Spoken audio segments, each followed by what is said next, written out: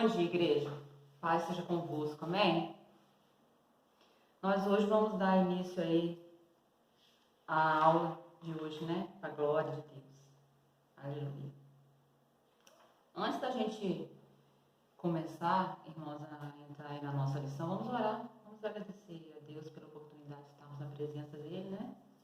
Mais um domingo na presença de Deus, em nome de Jesus. Que ele possa nos conceder a graça aí da inspiração do Espírito Santo, a iluminação do Espírito Santo, para podermos ter entendimento da palavra dele. Senhor, nosso Deus e nosso Pai, nós te louvamos, nos colocamos diante de ti nessa manhã de domingo, Senhor, para te agradecer pela oportunidade de estar na tua presença. Muito obrigada, Senhor. Obrigado por mais uma escola bíblica, obrigado por essa manhã, obrigado por cada irmão que está participando conosco neste lugar, nesta oportunidade. Nos abençoa, Senhor, nos dê o discernimento necessário. Senhor, ilumina a nossa mente para que nós possamos ter o entendimento da Tua palavra. Nós te glorificamos, nós te bendizemos e já rejeitamos em nome de Jesus tudo aquilo que não provém de Ti, todo empecilho, todo atrapalho, Senhor, tudo aquilo, Senhor, que não é Teu em nosso meio. Nós rejeitamos e declaramos a vitória em nome de Jesus. Amém, irmãos?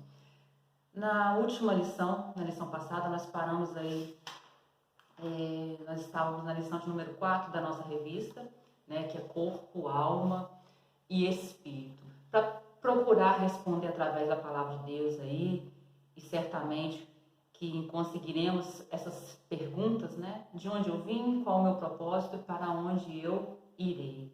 O texto bíblico básico da lição de número 4 é 1 Coríntios, capítulo 12, versículo 12 ao versículo 20. O título da nossa lição é Corpo Humano, lugar onde se abriga a vida. Para esse o propósito que Deus criou o homem, né? Para que ele abrigasse através do seu corpo e expressasse a vida que há dentro dele através da presença de Deus em nome de Jesus. Nós paramos aí, na semana passada, na dimensão física e biológica do corpo humano. Nós falamos a respeito disso, né? Nós falamos que, fazendo uma retrospectiva rápida aí, nós falamos na semana passada que nós não fomos criados por um processo evolutivo. Pelo contrário, nós somos criados em imagem e semelhança de Deus, e o nosso corpo, que é o tema da nossa lição, o corpo humano, ele foi projetado por Deus, feito, criado por Deus e de uma maneira especial, formado por Deus com as suas próprias mãos. Deus criou então o nosso corpo com as suas próprias mãos. Nós falamos a respeito disso, nós falamos da complexidade do corpo humano, né, da inteligência, do cérebro humano, né, que é algo palpável, algo aí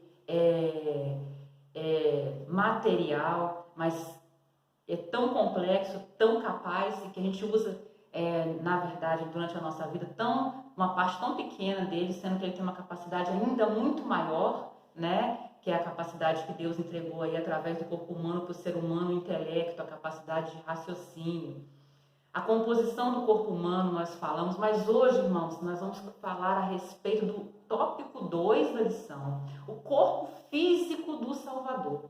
Nós vamos falar a respeito de Jesus. Nós vamos falar quem é esse Jesus que nós servimos, que conseguiu aí a nossa redenção através do corpo, através da vida, através da vida humana, né, da encarnação dele. Nós vamos falar a respeito do tópico 2 aí. E justamente Jesus vem cumprir isso que está dizendo o item aí da lição, o título da lição, melhor dizendo. O lugar onde abriga a vida é o corpo humano. E a gente viu e pôde ver, através da palavra de Deus, aí, examinando as escrituras, a respeito do corpo de Jesus, da vida de Jesus, né, que era uma vida plena no corpo também. Então nós vamos passar aí para a palavra de Deus. Eu queria que os irmãos abrissem comigo. Hoje nós vamos abrir muito a Bíblia, viu, irmãos? Porque essa parte é muito importante a gente frisar a respeito do corpo de Jesus, a vida humana de Jesus. Nós vamos abrir nossa Bíblia, Colossenses, capítulo 1. Vamos lá? Colossenses, capítulo 1. Nós vamos ler do versículo 13 ao versículo 20. Colossenses, capítulo 1, do versículo 13 ao versículo 20. Diz assim a palavra de Deus para nós, ó. Ele nos tirou da potestade das trevas, nos transportou para o reino do Filho do seu amor, em que temos redenção pelo seu sangue, a saber, a remissão dos pecados, o qual é a imagem de Deus invisível, primogênito de toda a criação. Porque nele foram criadas todas as coisas que há nos céus e na terra, visíveis e invisíveis, sejam tronos, sejam dominações, sejam principados, sejam potestades, tudo que foi criado por ele e para ele. E ele é antes de todas as coisas, e todas as coisas subsistem por ele. E ele é a cabeça do corpo da igreja, é o princípio e o primogênito dentre os mortos, para quem tudo tenha preeminência, porque foi do agrado do Pai que toda a plenitude nele habitasse, e que, havendo por ele feito paz pelo sangue da sua cruz, por meio dele reconciliasse consigo mesmo todas as coisas, tanto as que estão na terra como as que estão no céu. Então, irmãos, o que a gente pode ver aqui a respeito da palavra de Deus é que muito mais que um super-homem, Jesus era um humano de verdade. E ao mesmo tempo ele era Deus e homem. Homem e Deus. Ele não era 50% homem, 50% Deus. Quando nós lemos aí a respeito da nossa revista, no corpo, o físico do Salvador, Jesus foi gerado por obra e graça do Espírito Santo. E existe algo em Jesus que a própria palavra de Deus garante para nós, que ele era 100% Deus e 100% homem. No texto que nós lemos aí, diz que ele era Deus. Ele era Deus encarnado, ele é Deus encarnado. Ele é antes de todas as coisas e todas as coisas subsistem por ele. E porque foi do agrado do Pai que toda a plenitude dele nele habitasse. E que através do seu sangue, o sangue da cruz, o sangue da carne, o sangue do corpo, o sangue da vida física de Jesus, se reconciliasse consigo mesmo todas as coisas, tanto as que estão na terra como nos céus. Então a gente pode ter a certeza que Jesus se tornou homem para cumprir o propósito de Deus aqui na terra.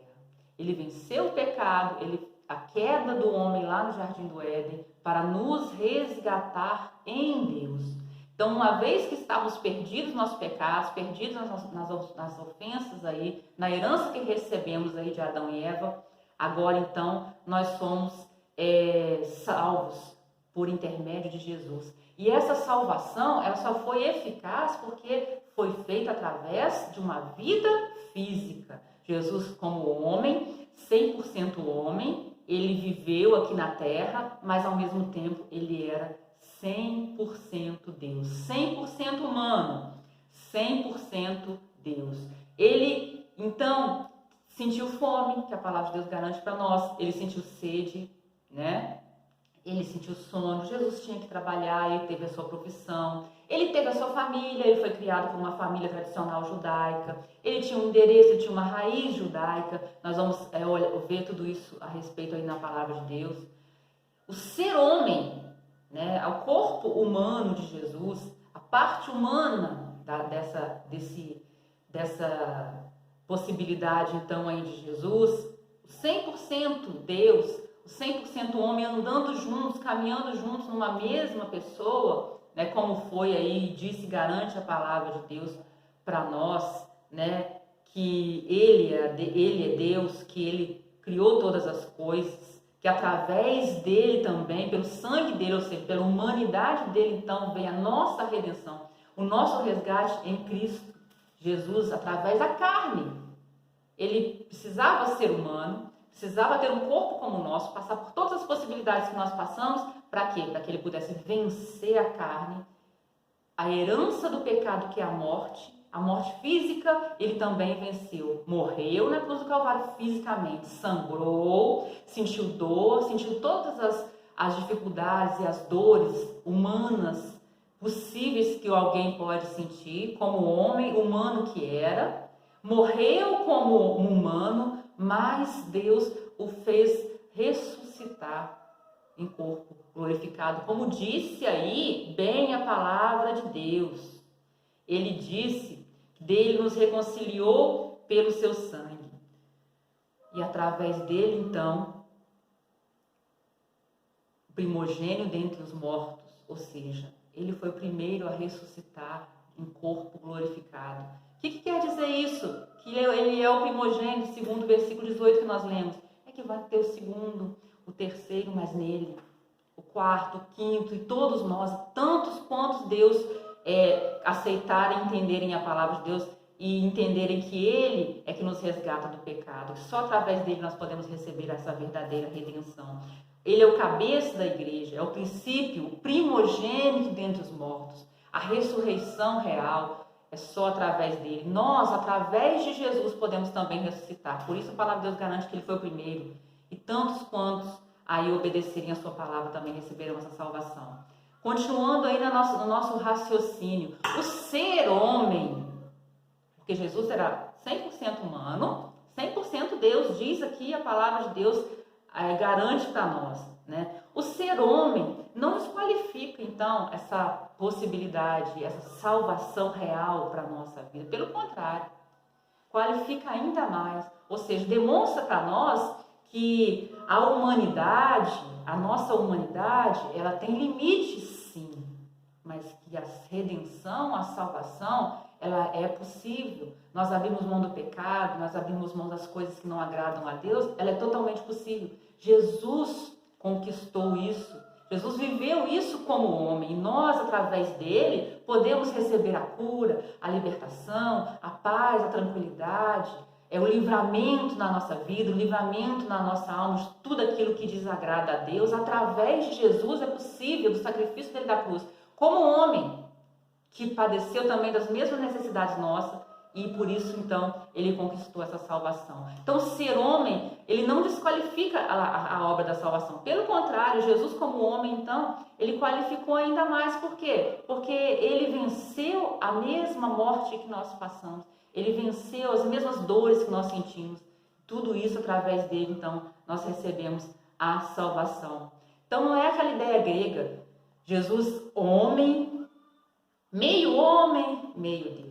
50% homem, 50% Deus. Não, Jesus, ele encarnou através de uma obra do Espírito Santo no ventre de uma mulher, da Maria, de uma mulher que agradou então aos olhos de Deus. Deus escolheu Maria, bem-aventurada, diante dele, para que Jesus nascesse através dela. Foi uma obra do Espírito Santo na Virgem Maria, no ventre dela. Não foi através de uma relação sexual, garante a palavra de Deus para nós, porque a palavra de Deus, e no momento aqui da escritura, né, dos evangelhos, o mundo vivia essa coisa grega, essa ideia grega, né, de um semideus, de alguém. O semideus era o resultado da relação sexual de Deus, na ideia grega, né, com o homem, com a mulher no caso, né, com a humanidade. Então, Deus que se relaciona com uma mulher carnal, então o resultado, o filho daquela relação seria um semideus como Hércules, por exemplo. Então, ele era meio Deus, meio homem. Jesus não se tornou, então, através da sua existência aqui na Terra, um meio homem, um semideus, um meio homem e meio Deus. Pelo contrário, ele era 100% humano, mas também 100% divino, 100% Deus. Outra coisa que outro livro que nós vamos analisar aí é a Epístola dos Filipenses, capítulo 2. Vamos abrir a nossa Bíblia rapidamente aí, Filipenses, capítulo 2, versículo 5 ao 18. Vamos abrir lá. Filipenses, capítulo 2, versículo 5 ao versículo 8.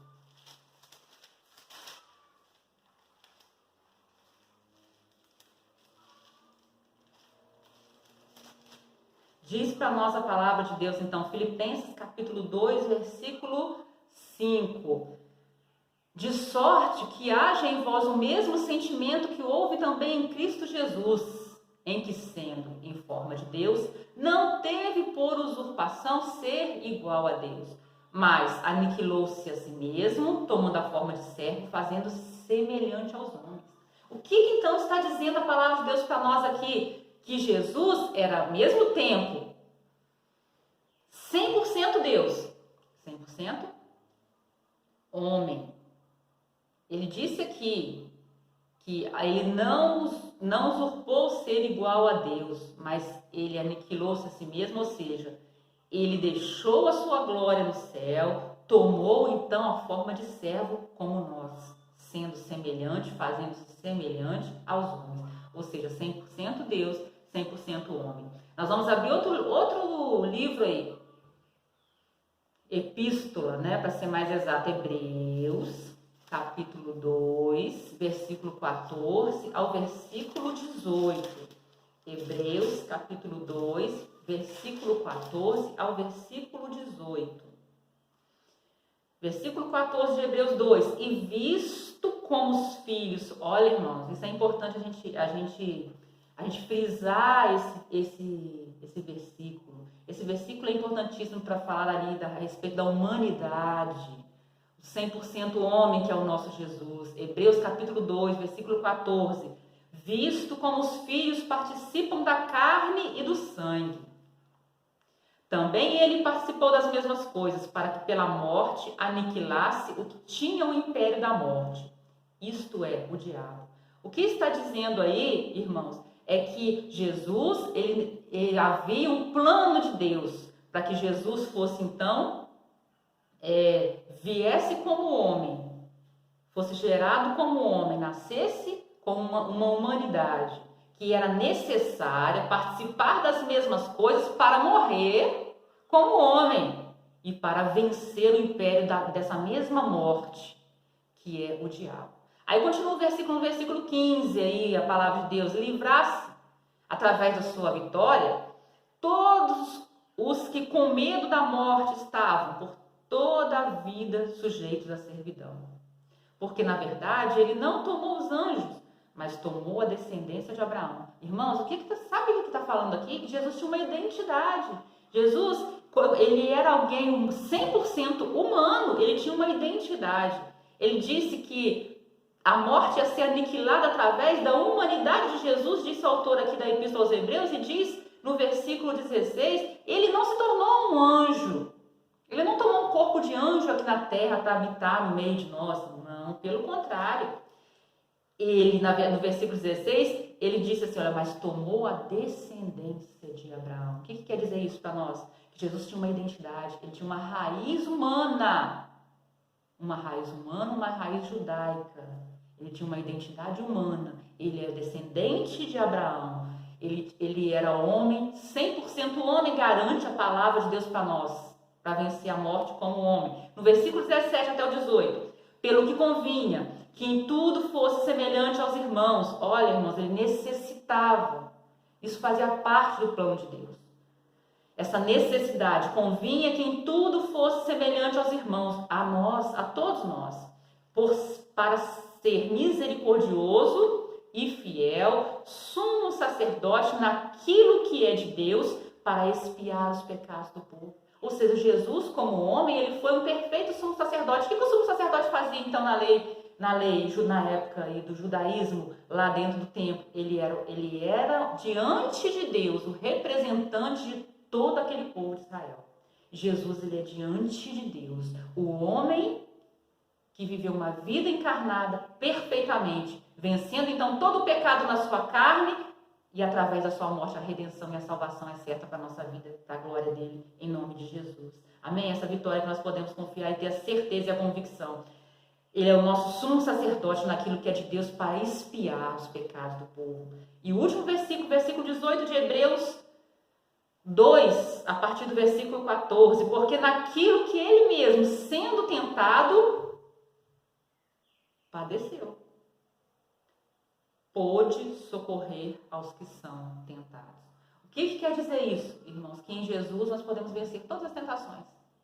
Que através de Jesus, um humano como nós, que tem as mesmas condições físicas e humanas que nós, vivendo assim, na sua humanidade, ele então venceu, padeceu, sofreu e hoje ele pode então socorrer a nós que somos tentados em todos os momentos, em todas as circunstâncias da nossa vida, no nosso dia a dia. Em nome de Jesus nós podemos vencer. Aqui a palavra de Deus deixa claro para nós, como os filhos participam da carne e do sangue, ele participou das mesmas coisas. Amém? Então esse versículo aí mostra para nós a humanidade, né, de Jesus, deixa claro para nós a humanidade de Jesus. Agora nós vamos abrir, irmãos, nós vamos, como eu disse antes, nós vamos abrir muito a palavra de Deus.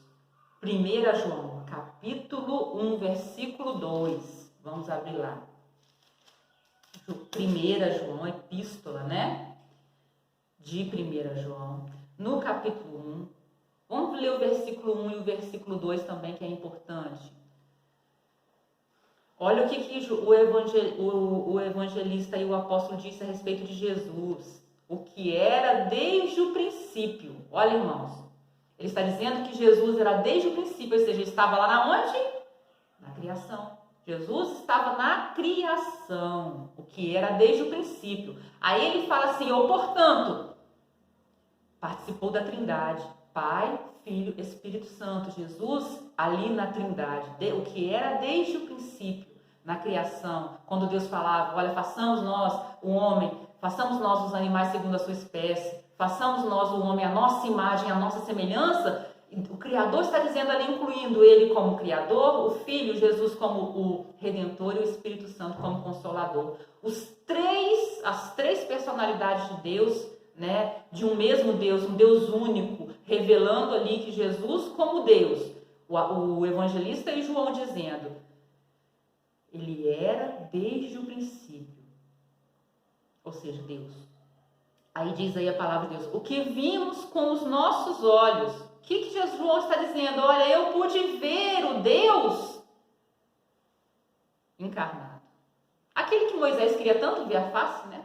E que João, então, e todos da época dele puderam ver, né? Essa bênção, né? Ver, poder olhar para um homem e enxergar nele a mesma possibilidade que há, como eu e você, e a possibilidade também divina de 100% Deus e 100% homem. O evangelista João está dizendo, analisando o texto aí, irmãos. 1 João, capítulo 1, versículo 1, que era desde o princípio. O que está dizendo a respeito de Jesus? Deus, participando aí da Trindade, na criação. O que vimos com os nossos olhos, Jesus, então, 100% Deus, participante da Trindade. 100% homem, 100% humano, porque ele pôde ser visto com os próprios olhos, como carne e osso, viveu aqui na terra como nós, passou pelas mesmas dificuldades que nós podemos passar. E o que temos contemplado e as nossas mãos tocaram a palavra da vida. É o evangelista dizendo a respeito da humanidade de Jesus. Versículo 2 aí continua. Porque a vida foi manifestada e nós a vimos. Olha, irmãos. O que o evangelista está dizendo? Que a vida foi manifestada e eles puderam o quê? Enxergar com os olhos naturais a humanidade do Deus encarnado, que é Jesus Cristo. E vos anunciamos a vida eterna que estava com o Pai e nos foi manifestada. Ou seja, o evangelista João está dizendo aí que a respeito da humanidade e da divindade do nosso Jesus. Amém? Agora nós vamos analisar mais um pouquinho a palavra de Deus. Lá no Evangelho de Mateus, vamos abrir lá rapidamente. Mateus, nós vamos ler capítulo 26 de Mateus, versículo 45.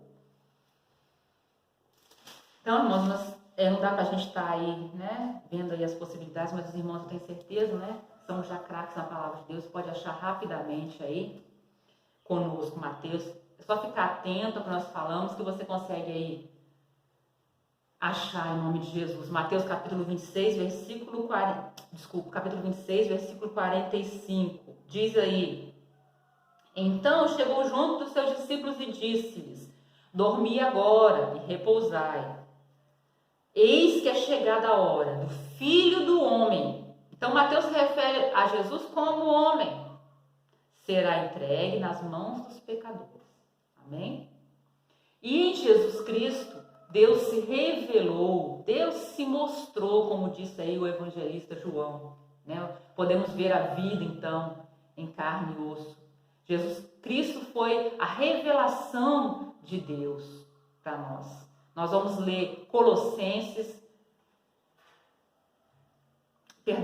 Atos, capítulo 17, versículo 18.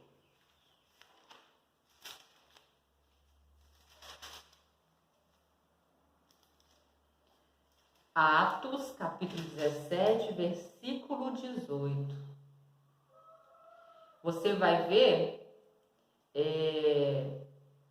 se você for ler o texto aí completo, porque nós temos que ler até o versículo 34.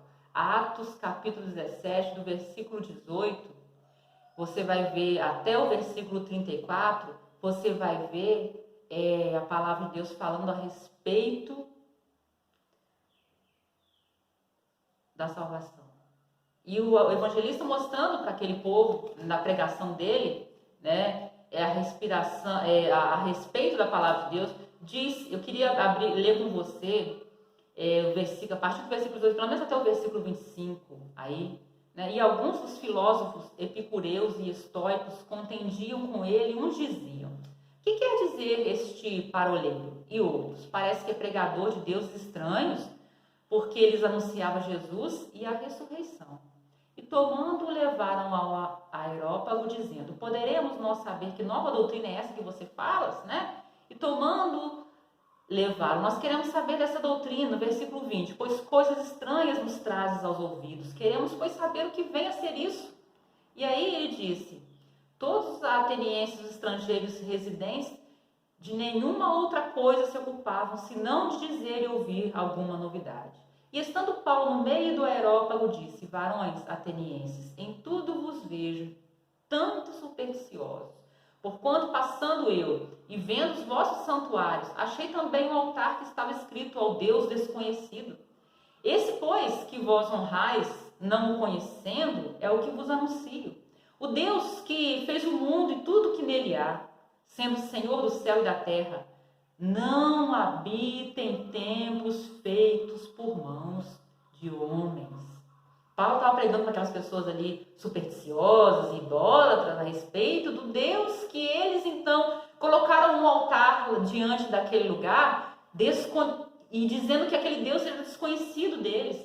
O altar não tinha nada, só ali um altar ao Deus desconhecido. E Paulo então estava fazendo aquelas pessoas conhecer esse Deus que eles não conheciam. Quando Paulo disse para eles assim: o Deus que fez o mundo e que tudo há, ele é Senhor do céu e da terra, e ele não habita em templos feitos por mãos, irmãos, é porque o Deus não habita no celular, Deus não habita no óculos, Deus não habita em um objeto, num papel, Deus não habita em uma estátua, Deus não habita na madeira, Deus não habita na parede, Deus não habita no cimento, Deus não habita em nada que o homem seja capaz de produzir com as suas próprias mãos. Por mais tecnológico, por mais moderno que seja o material físico, não é ali que Deus quer habitar. Como disse aí o título da nossa lição, o corpo humano é o lugar onde habita Deus, onde habita a vida. E a vida, o corpo humano, não foi feito pelas mãos de homens, diz aí Paulo, para aquelas pessoas, estava apresentando um Deus que não quer habitar no templo físico e nenhuma imagem semelhante a isso que se pode pegar. Eles estavam apresentando para aquelas pessoas um Deus que quer habitar num templo feito por Ele mesmo, pelas próprias mãos do Criador. E quando nós vemos lá em Gênesis capítulo 2, Deus formando o homem do pó da terra, com as suas próprias mãos Ele formou. Ele formou o homem com as suas próprias mãos. Nós somos corpo, alma e espírito. E o nosso corpo não foi formado pelo nosso pai e pela nossa mãe. Pelo contrário, eles foram usados por Deus, mas nós somos formados pelas mãos do Criador através da sua grandiosidade e poder. Então, Deus não quer habitar em templos feitos por mãos de homens, mas feitos pelas próprias mãos dele. A nossa vida, Deus quer habitar no corpo humano. E Paulo continua falando assim, nem tampouco é servido por mãos de homens, como que necessitando de alguma coisa. Ou seja, irmãos, Deus não necessita de nós. Deus não precisa dos nossos favores. E nada que fizermos para Deus é porque Ele precisa de nós. Pelo contrário, é para tudo que fazemos para Ele, é para que o nome dEle seja honrado, para que o nome dEle seja glorificado através do nosso corpo, através da nossa vida. Aí você continua analisando o versículo aí, ele não é servido por mãos de homens, como se necessitando de alguma coisa. Ou seja, você não pega Deus não habita em nada material, você não consegue pegar, transportar, colocar ali, colocar por lá. Olha, deixa Deus aqui bonitinho, olhando para mim, me vendo aqui nesse momento, falar com os irmãos, ou então me vendo fazer a comida, deixa Ele ali olhando para mim, ali, a imagem dele ali olhando para mim. E se eu virar as costas, esquecer aquele Deus ali naquela imagem, ou naquela retrato, naquela foto ali, eu virei as costas dali e eu fui fazer outra coisa. Eu esqueci Deus lá no outro ambiente da minha casa, daquele lugar, ou do trabalho. Não. Por isso que Deus não habita em templos nada feito por mãos, nada. Ele habita, Ele quer habitar no templo que Ele mesmo fez, com as suas próprias mãos. O complexo, misterioso, sobrenatural, milagroso, o corpo humano. Amém? Então, continuando no versículo 25. Pois ele mesmo é quem dá a todos a vida